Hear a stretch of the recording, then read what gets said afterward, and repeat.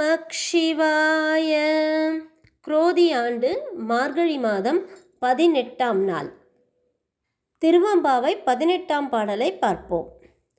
அண்ணாமலையான் அடிக்கமலம் சென்றிறைஞ்சும் விண்ணோர் முடியின் மணித்தொகை வீறு அற்றாற்போல் கண்ணார் இரவி கதிர்வந்து கார்கரப்ப தன்னார் ஒளிமயங்கி தாரகைகள் தாமகல பெண்ணாகி ஆனாய் அலியாய் பிறங்கொழிச்சேர் விண்ணாகி மண்ணாகி இத்தனையும் வேறாகி கண்ணார் அமுதமாய் நின்றான் கடல்பாடி பெண்ணே இப்பூம்புணல் பாய்ந்து ஆடேலோர் எம்பாவாய்.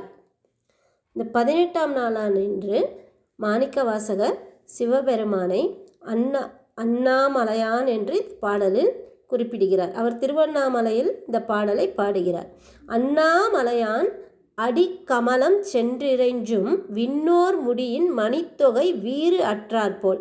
இப்போது சிவபெருமானை அந்த தேவர்கள் எல்லாம் வணங்குவார்கள் அல்லவா? தேவர்கள் எவ்வாறு வருவார்கள்? அவர்கள் தலையில் கிரீடங்கள் எல்லாம் அணிந்து வருகின்றனர். அந்த தங்க கிரீடங்களில் ஒளிகள் இருக்கின்றன அல்லவா? ஆனால் சிவனின் முன்னாடி அவர்கள் தலை வணங்கி அவரை சிவபெருமானை வணங்கும் பொழுது அந்த கிரீடத்தில் உள்ள ஒளியெல்லாம் மங்கி விடுகின்றன.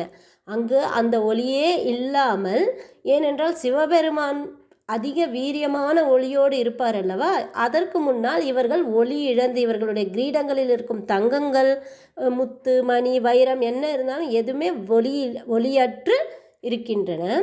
கண்ணார் இரவி கதிர்வந்து கார்கரப்ப, இரவு நீங்கி விடிய தொடங்கிவிட்டது. அதனால் கதிர் சூரியன் அந்த இருட்டையெல்லாம் கரைத்து விடுகின்றன. தன்னார் ஒளிமயங்கி தாரகைகள் தாம் அகல. தன்னார் என்றால் சந்திரன், அதனுடைய ஒளி மங்கி அதுவும் சந்திரனும் இறங்கி போய்விடுகின்றன. தாரகைகள் நட்சத்திரங்களும் அகன்று விடுகின்றன. என விடிந்து விடுகிறதல்லவா? அதனால் கதிரவன் விடுகிறான். சிவபெருமான் எத்தகையவர்? பெண்ணாகி ஆனாய் அலியாய் பிறங்கொழிச்சேர்.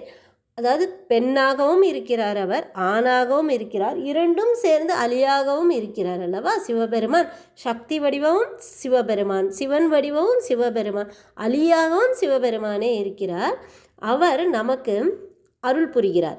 விண்ணாகி மண்ணாகி இத்தனையும் வேறாகி, அந்த விண்ணிலிருந்து மண் வரை உலகத்தில் உள்ள எல்லா பொருட்களுமாக சிவபெருமானே இருக்கிறார். அந்த சிவபெருமான் இத்தனையும் ஆகி உலகத்தில் உள்ள எல்லா பொருள்களும் சிவபெருமானாகவே இருக்கிறார்.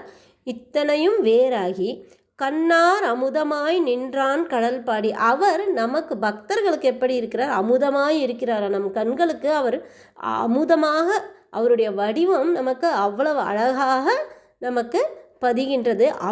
அமுதத்தை உண்பது என்பது அமுதம் மிக சிறந்ததல்லவா? அதுபோன்று அவர் நமக்கு மிக சிறந்த வகையில் காட்சியளிக்கிறார்.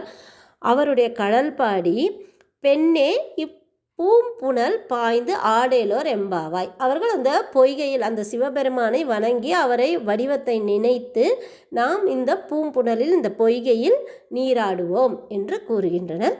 நாமும் சிவபெருமானுடைய பக்தியில் நீராடி சிவபெருமானின் அருளை பெறுவோம்.